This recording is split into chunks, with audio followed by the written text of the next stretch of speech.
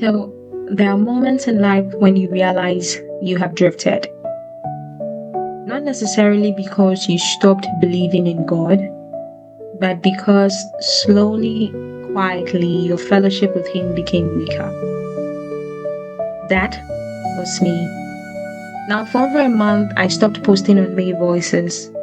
Not because I didn't have content and not because I didn't have verses, but then because I genuinely felt disconnected from God. I always wanted whatever that I put on MayVoices should be a message or a word that I had gotten from my fellowship and from my communion with the Holy Spirit through the studying of His Word. And me feeling disconnected for over a month was because I had fallen into sin. Yes, I had become distracted.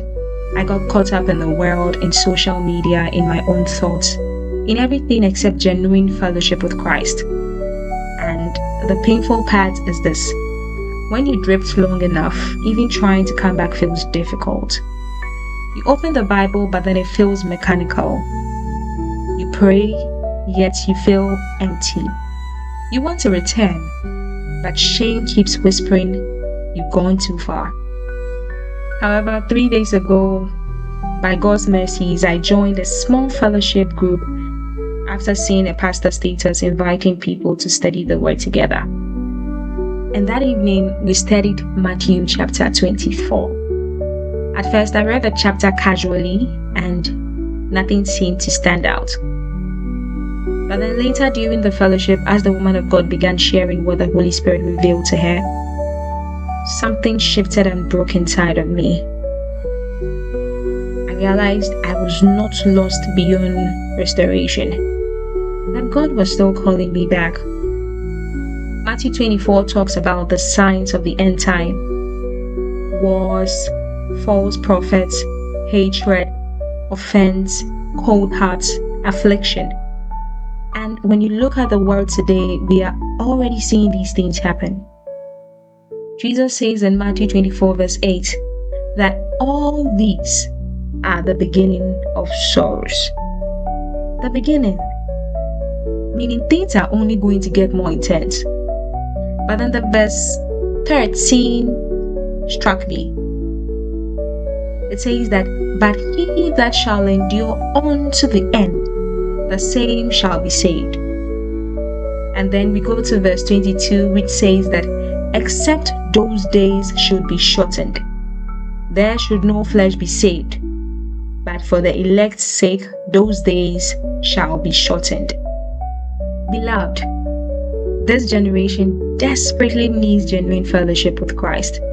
Because if we are already struggling now, if our love for God is already growing cold now, and if distractions are genuinely pulling us away now, what happens when the sorrows become deeper?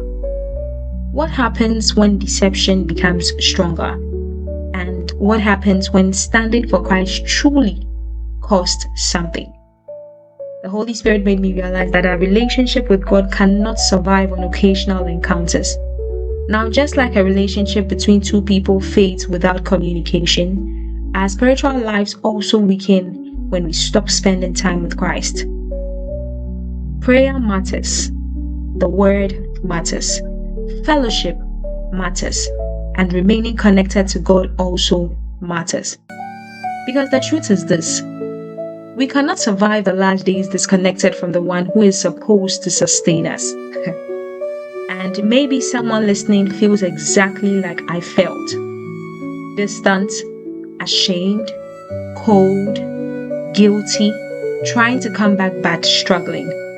Now this is your reminder that God is still calling you back. Not to perfection overnight, but back into fellowship, back into communion, back into relationship. Because the enemy's goal is not always to destroy you instantly. Sometimes he simply wants to slowly disconnect you from God. But today, by the mercies of God, we return and we remain. May this word stay with you today.